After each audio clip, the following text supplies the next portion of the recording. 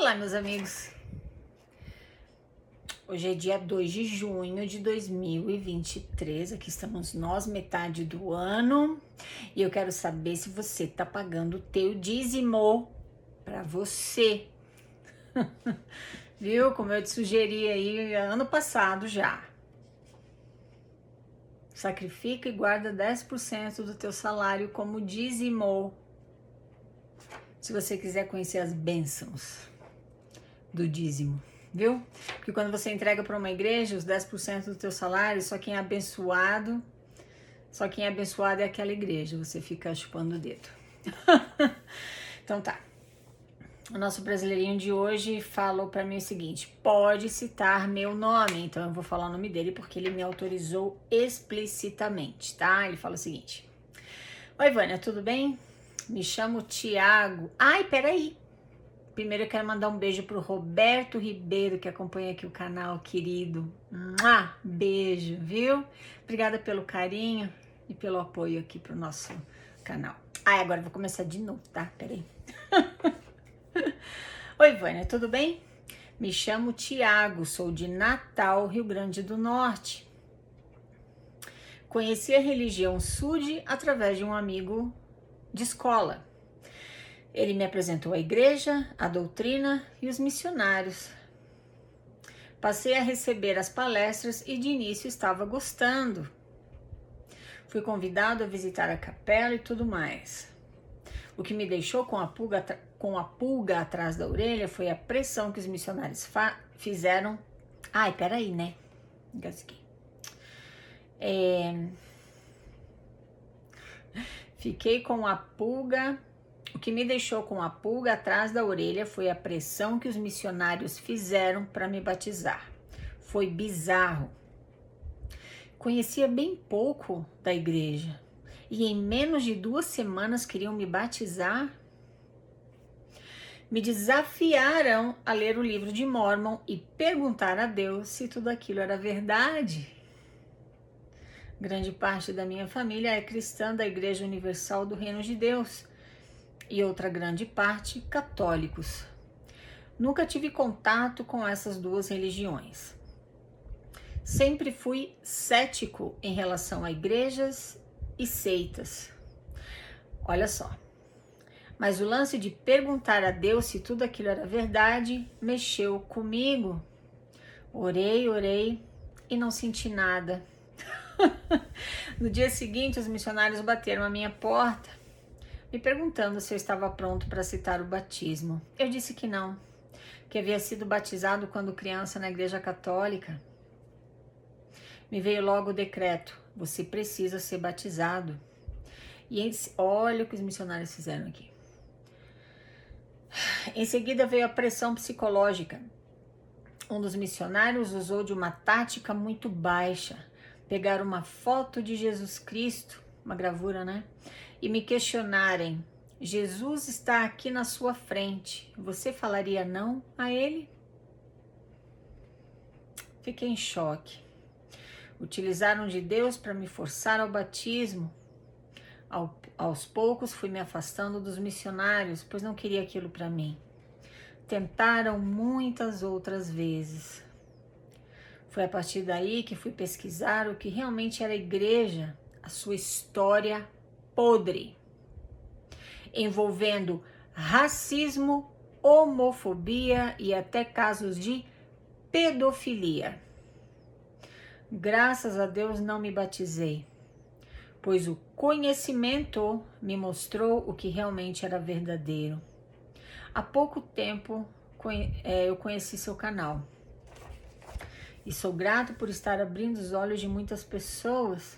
Não frequento religião nenhuma, mas sinto que sou um filho muito amado de Deus. Que o Senhor te abençoe, Vânia. Continue com esse belo trabalho. Tiago, meu querido, muito obrigada, viu? Pelo carinho. E por de uma forma muito simples você contar pra gente como é a experiência de um pesquisador com os missionários. Bom,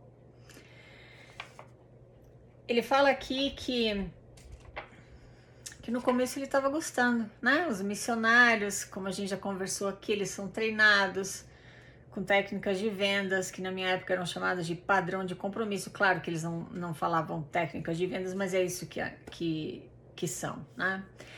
E eles são, né, simpáticos e tudo, e ele estava gostando. Só que em menos de 2 semanas queriam batizá-lo.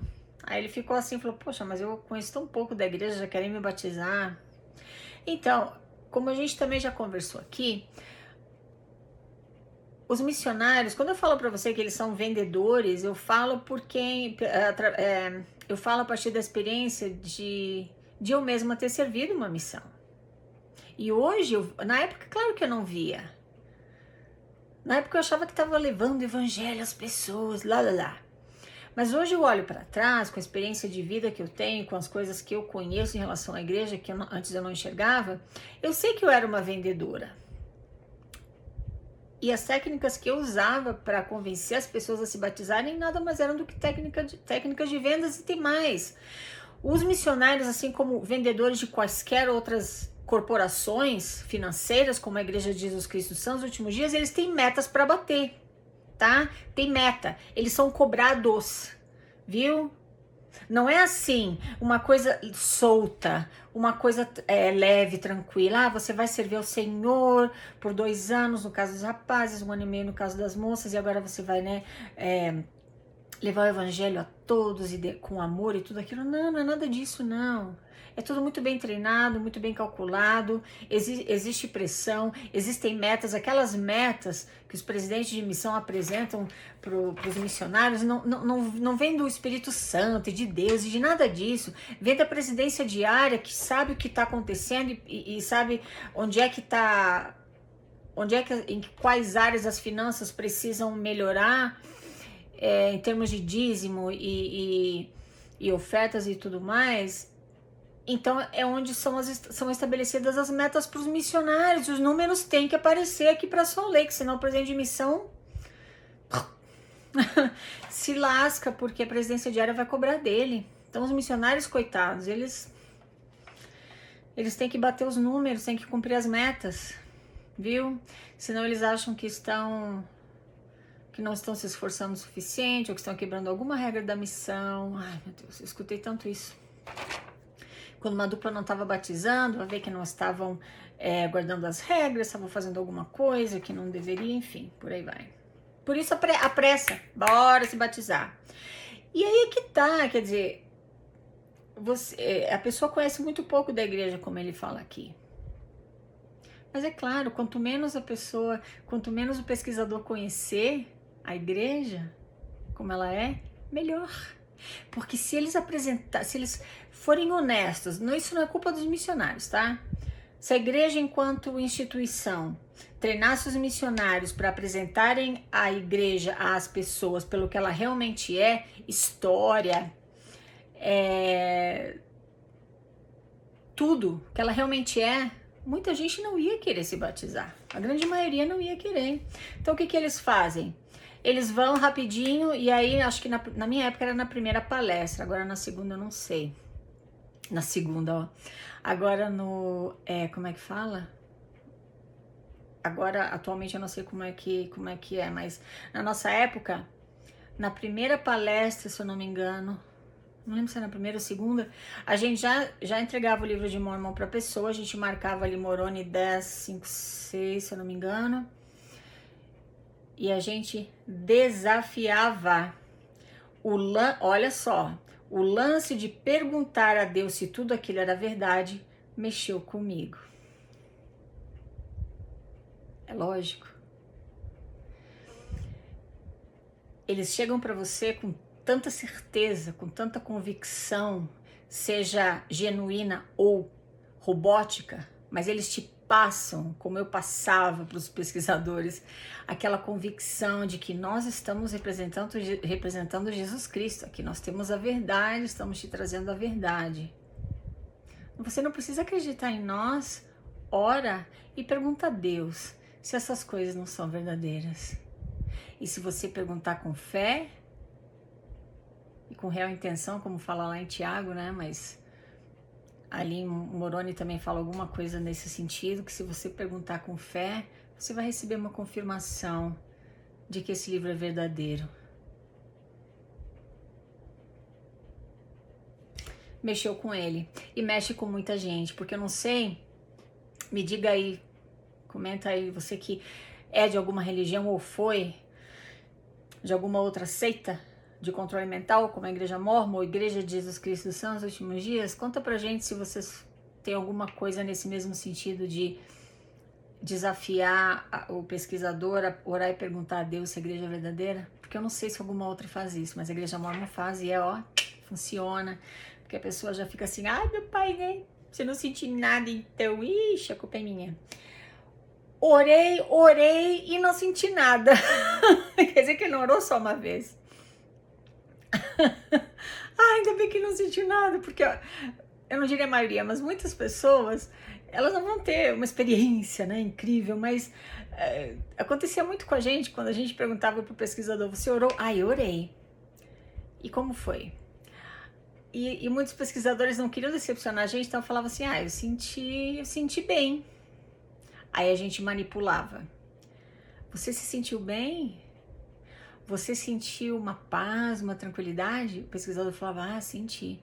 A gente falava, esse sentimento de paz que você teve é um testemunho que você recebeu através do Espírito Santo que essas coisas são verdadeiras.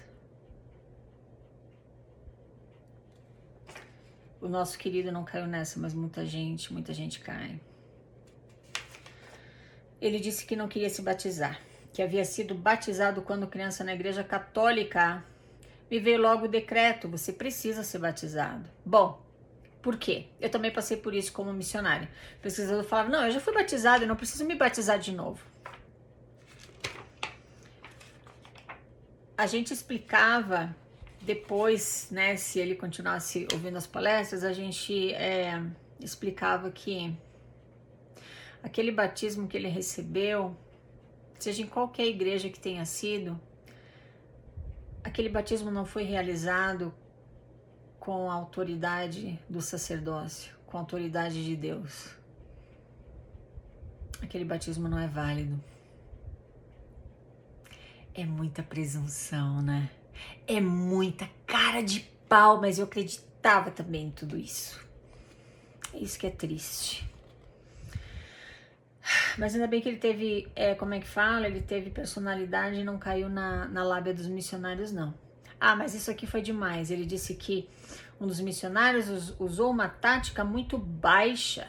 Pegou uma foto de Jesus Cristo. E me questionarem, Jesus está aqui na sua frente, você falaria não a ele? Ai, meu Deus, pegaram uma gravura de Jesus Cristo, aquele Jesus Cristo branquinho, todo fofinho, né, assim, forte, né? E eles mostraram aquela gravura e falaram para ele, Jesus Cristo está aqui na tua frente, você falaria não a ele? O nosso querido aqui é muito esperto, ele chamou isso de uma tática muito baixa. Querido, foi baixa e ainda bem que você não caiu nessa, porque Jesus Cristo, ele não tem nada a ver com essa igreja que manipula, engana, mente, esconde, engana o governo, enrola as pessoas, esconde o dinheiro, investe, viu?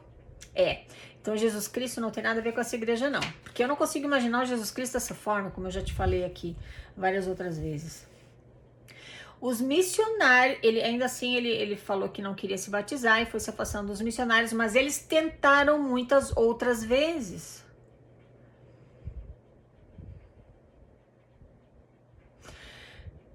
Na minha missão a gente era ensinado o seguinte, se a gente vê que o pesquisador não vai, né, não está cumprindo os compromissos, cada palestra que a gente dava, a gente desafiava ele a cumprir um determinado compromisso, era orar, era, né, guardar a palavra de sabedoria, guardar o dia do Senhor, ir à igreja, enfim, coisas assim.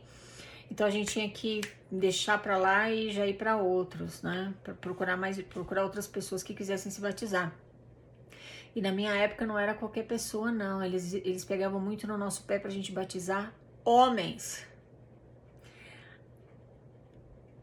o que a gente acreditava ser, o que eles diziam era o seguinte, que os homens iam poder receber, né, o sacerdócio, iam ser líderes na igreja. Conversa fiada. O homem geralmente ele vai ter um emprego, né?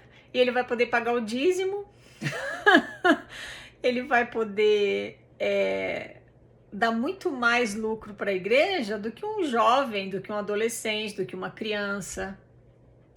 O que uma criança, um adolescente, ou uma moça solteira, ou uma mulher solteira que talvez não seja tão independente, o que eles vão dar de lucro para a igreja, além de limpar a capela e aceitar chamado, né?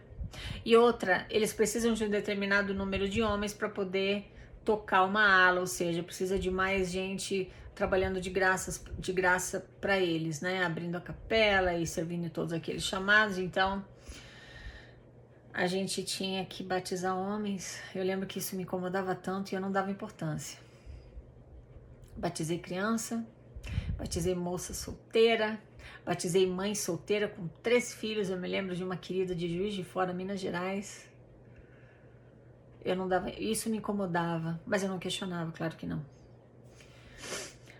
Fui pesquisar o que realmente era a igreja, a sua história podre, envolvendo racismo, homofobia e até casos de pedofilia.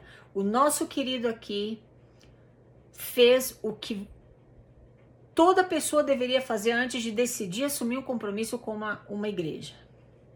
Racismo os negros não podiam entrar no templo e os homens não podiam receber o tal do sacerdócio que Joseph inventou até 1978. Só a partir de 1978 foi que eles receberam os mesmos privilégios que os branquinhos, viu? História de racismo é real. Homofobia, com certeza. Você não tem o direito de viver um relacionamento que não seja heterossexual. Porque se você decidir viver um relacionamento com alguém do mesmo sexo, como membro da igreja, você não vai ter chamado. Eu não sei se dá em excomunhão não, mas eu acredito, eu não sei. Me diga aí se você sabe, viu? Se dá em excomunhão. Mas entrar no templo nem pensar, não vai ter chamado, eu imagino. Então a igreja é homofóbica, sim, tá? E até casos de pedofilia. Querido, Eu não sei nem por que eu tô rindo aqui. Porque isso não tem graça, né? A igreja compra o silêncio de pessoas, de famílias que tiveram crianças que foram vítimas de pedofilia e de abuso sexual por membros da igreja, fiéis portadores do sacerdócio. A igreja paga, a igreja compra o silêncio delas. Os advogados são instruídos a que não procurem a polícia, não procurem a justiça. A igreja vai pagar pelo silêncio delas, com teu dízimo. Então, assim, eu só dei uma pincelada, porque eu já conversei sobre esses assuntos individualmente, extensivamente em outros vídeos, mas o nosso querido de hoje, ele fez o dever de casa. Ele foi conhecer a igreja. Os missionários não queriam dar tempo para ele fazer isso porque eles são treinados assim. Mas ele foi pesquisar e ele descobriu a história podre, como ele diz aqui, e todos esses problemas de racismo, homofobia e casos de pedofilia. Não frequento religião nenhuma, mas sinto que sou um filho muito amado de Deus. Amém. É isso que eu desejo para você, independente de quem você seja. Se você é uma pessoa do bem, claro que eu excluo aqui os criminosos, né? Inclusive pedófilos. Mas se você é uma pessoa do bem, uma pessoa que não faz mal a ninguém, independente de você frequentar uma religião ou não, eu desejo que você se sinta como o nosso querido de hoje, da história de hoje. Que você sinta que você é um filho amado de Deus, viu? Porque esse negócio de privilégio especial por ser membro da igreja A, B ou C, se você é membro da única igreja verdadeira, você faz parte do povo escolhido, você tem bênçãos especiais de Deus, isso tudo é mentira. Isso são técnicas de manipulação que esses charlatões da fé usam para literalmente faturar em cima da tua boa fé. Tá? Então, se você é cristão e você faz o bem, você pode se considerar, eu espero que você se considere um filho muito amado de Deus, viu? E é isso, meus queridos. Pesquisa, aprende, toma uma decisão sabendo em que você está se metendo. Não acredita nas coisas que você só escuta. O que parece muito bom para ser verdade, muito provavelmente é. É bom demais para ser verdade. Então, cuidado, viu? Cuidado com a aparência do bem. É isso aí. Muito obrigada por me escutar, meus queridos. Falamos na próxima. Tchau, tchau.